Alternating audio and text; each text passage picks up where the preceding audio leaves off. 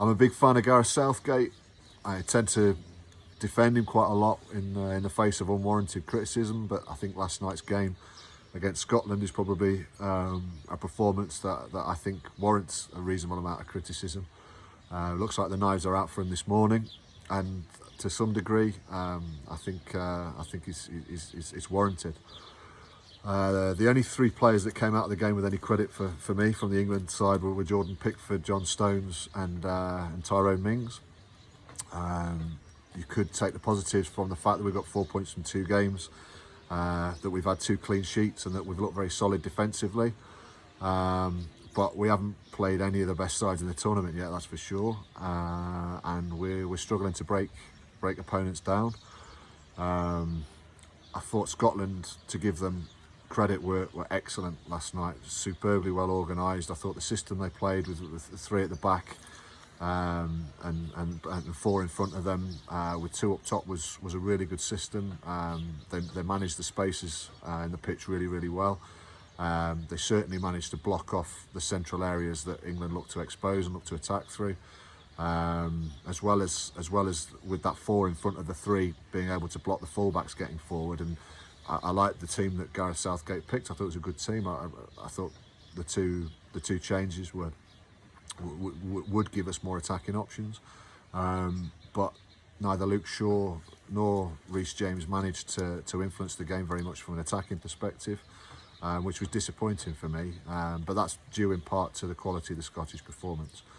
Harry Kane's performance was, it was a worry for England. This is a recurring theme, and whilst the plan is obviously to try and get midfield runners beyond him, like the likes of Phil Foden, Mason Mount, even Calvin Phillips, I didn't see very much evidence of that against a well-organised Scottish defence. And Harry Kane's influence on the game is probably getting less and less in each game rather than more and more. If we go back to the Euros when we were beaten by Iceland in 2016, I remember seeing Harry Kane's performances being somewhat similar, a little bit lethargic in terms of not having the kind of pace or dynamism to be able to create space for himself. Being heavily marked, I think you have to acknowledge that he's a marked man. He's known as one of the best strikers in the world, and so teams do tend to focus their efforts on stopping him playing. But I think he had 17 touches in the game, I read somewhere this morning. And if he only had 17 touches in the game, then you have to say that he's not getting he's not doing the job he's there to do. And I would wholeheartedly support the decision if Gareth Southgate felt it was worth giving him a rest and starting another forward. I'd like to see some fresh legs and a fresh face out there, to be honest, to bring a little bit of to breathe a bit of life, I guess, into England. And on that note, I think it's easy to turn around and say, well, they need to be more aggressive, they need to attack more. Lots of people calling for Jack Grealish to get on the pitch earlier than he did yesterday. I'd be interested to know what everyone thought of Jack Grealish's performance when he came on, but for me, and I did have a couple of beers while I was watching the game, so I'd probably need to watch it back again. But my feeling was that Jack Grealish didn't influence the game a great deal. You could argue he would have done so if he'd have got involved and been brought onto the pitch earlier. But yeah, I have this slight frustration when people say England need to be more positive, because it kind of doesn't recognise the qualities of the defensive unit they're playing against, but more so, people who say that don't know how to attack differently. Many people say we need to be more positive, but they don't necessarily know how. Now, there's a couple of ways we could have played in a slightly different style and change things up yesterday. One might have been to remove Harry Kane from the game and not play with a recognised striker. Maybe play Phil Foden up against Grant Hanley, for example, because out of that defensive 3, I think Phil Foden would have had more joy against him. So maybe ask the question to the Scottish centre-halves, playing the ball in front of them into someone, a really technical player like Foden, who's good at receiving the ball on the back foot, good at receiving the ball on the half turn, and good at working in tight spaces and creating little angles and opportunities to play around the corner. So there's one way of doing it. Another way would be to start actually playing the ball into feet when people like Harry Kane come in short, but actually looking to play the ball off the first time at an angle rather than receiving the ball into feet, taking 2-3 touches, and then allowing the opponents to get organised behind him. So you know, there's a couple of ways. Another way might have been just to start to go a little bit more direct. You bring Dominic Calvert-Lewin on. You start to play balls from deeper areas. Let's say Reece James is, you know, the halfway line or whatever. He wasn't getting any joy beyond because Andrew Robertson did a great job of blocking the lines that he wanted to play in. So maybe he gets the ball out of his feet and he looks to play, you know, right to left on the diag, and we get some runners off Dominic Calvert-Lewin. There are ways that England can play differently, and I appreciate that last one is direct and it isn't necessarily Gareth Southgate and Steve Holland's preference when they look to set the team up.